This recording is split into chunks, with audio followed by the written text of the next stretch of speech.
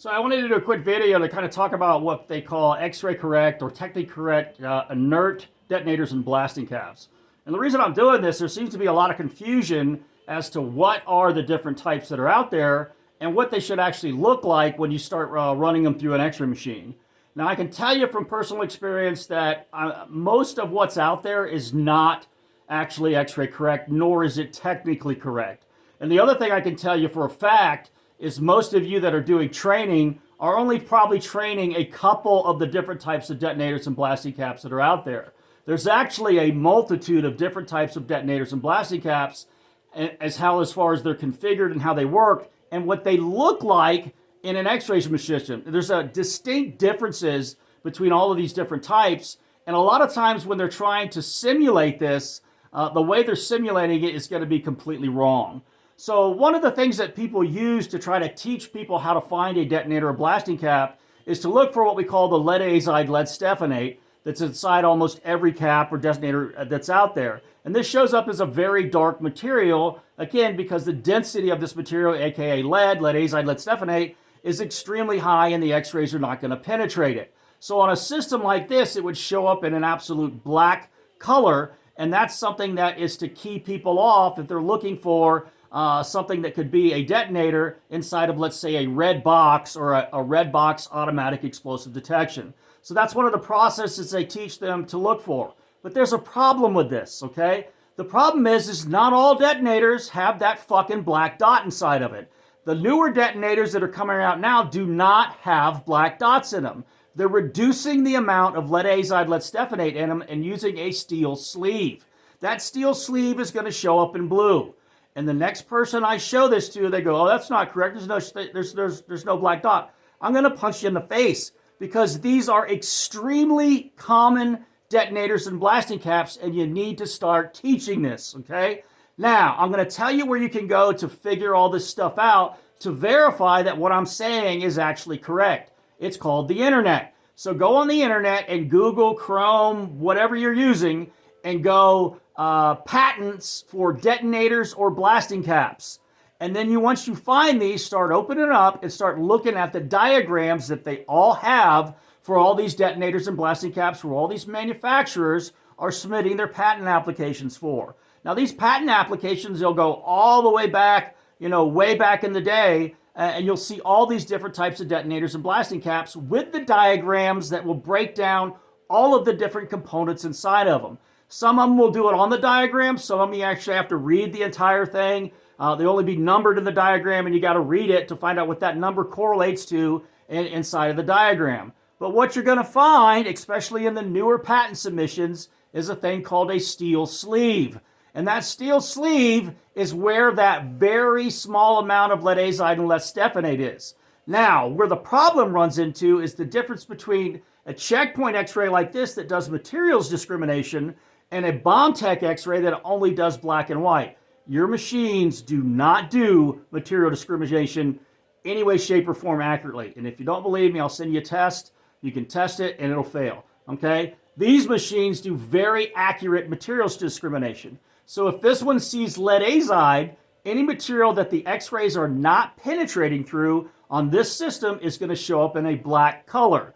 With bomb technicians, because it's grayscale, if they see a dark color or a black color, they typically are going to make the assumption that that is a metal. And if they're actually specifically looking at something that they think might be a blasting cap, they're automatically going to assume that that's the lead azide lead stephanate.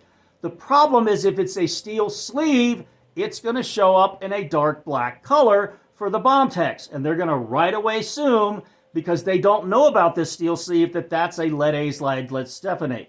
Now, typically, that steel sleeve is about double the size of the amount of lead azide lead stephanate that would be in most all caps that are manufactured today. And it's much larger. And on some of them, you will not see a black lead azide lead material because they've reduced the amount. They've made it much more efficient where you don't need that big, bulky mass of lead azide lead stephanate. Plus, they're way safer for transportation in this new configuration.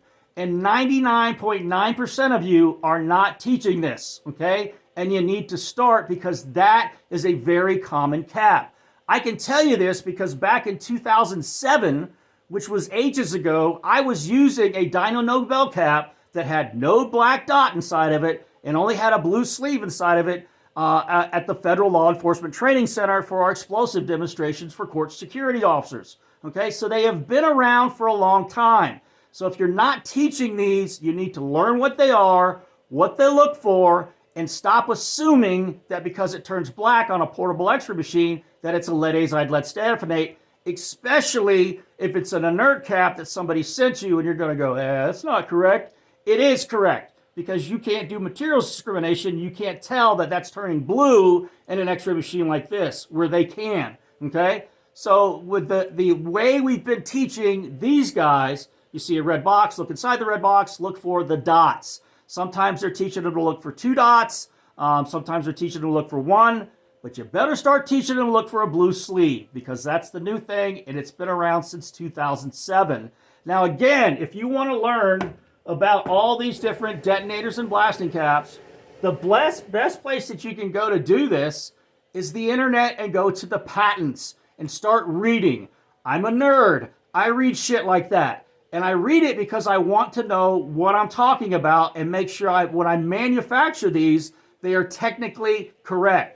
Now, the other thing I'm going to show you to look for, especially if you're purchasing what so-called X-ray correct caps, every detonator that's out there, this half, the upper half of it, is what we call the business end of the cap. That's where all the lead azide lead stephanate is going to be at. All the rest of this down here is nothing but a plug and where your wires come into to either the bridge wire or to the fuse head. Typically, all of the explosives are going to be in the upper half of the cap. So if you're looking at a cap and that explosive material is down past the upper half, that is technically incorrect, okay? So they're not making their blasting caps based on an actual reference. They're just pulling it out their ass. And that's what a lot of this stuff is out there that are people using. Now, the other thing you'll see is people are trying to simulate fuse heads with E-matches. They look nothing alike. An E-match does not look anything like a fuse head in a commercial or military style blasting cap. They are not the same, okay? So if you at the bottom of the E-match, they use lead solder. That is not lead azide lead stephanate, it's a lead solder at the bottom of the fuse head. And at the top, at the E-match, at the top of the E-match, they use a pyrogen material that is nowhere near as powerful as what they use in a commercial or military blasting cap. So when you x-ray them side by side, the E-match, the dot, the black dot you see on the E-match is the lead solder at the very base of it. The top of it, you might get a slightly darkish color for the pyrogen mixture. But if you x-ray a fuse head inside of one of those caps, that black dot is going to be where the pyrotechnic mixture is, right at the end where the bridge wires are inside there. And that's because they use a metal type chemical materials inside of it, so it's way more powerful, way more dense than what you'll see in an E-match. So if you look and you see an obvious E-match coming out of the end of somebody's inert detonator, it's just wrong, okay? Now terrorists do use E-matches to make improvised dets, but when it comes to the commercial side, an E-match does not look like a fuse head at all. I've not seen anybody put out a fuse head that looks accurate, except me, because I just developed it, okay? So I just wanted to put this out there so you guys understand there's a lot more detonators out there than what people know. Again, most people, they only know what they know, and they only know what they've been exposed to. So me, like being a Marine bomb tech, I only used aluminum caps, okay? That's all we used. We used the military M6 extra strength cap. We didn't use any commercial caps or anything like that. And there's a shit ton of different blasting caps out there. There's not just aluminum, there's copper. Copper is actually much more prevalent because it's used in the mining industry a lot more, especially in the water type industry where they're mining in oil wells and things of that nature. They have to use a much stiffer material, so they use the copper because this will crush under the pressures that they're using. And there's a ton of those out there, okay? So go to the websites, look for the patents, and start educating yourself, especially if you're teaching this stuff. You need to know your shit, okay? You either know your shit or you don't know your shit. So make sure you get into those pubs, start learning about the detonators, and especially when you start incorporating training aids into your curriculum, into your x-ray image, you need to make damn sure that those inert caps are accurate, they match what the real items are, so when your people see them, they're going to be able to identify them. But most importantly, you need to be teaching them every type of cap that's out there. And that's one of the things that nobody's doing right now. Nobody is covering all of the different types of detonators that are manufactured commercially. I'm not even getting into the improvised stuff, okay? Because that's just a whole nother topic. I hope this helps. And again, it's something you guys, all of you, need to start working on and getting a lot smarter about, especially if you're teaching people how to try to find this stuff with an x-ray. Thanks. Have a good one. Bye.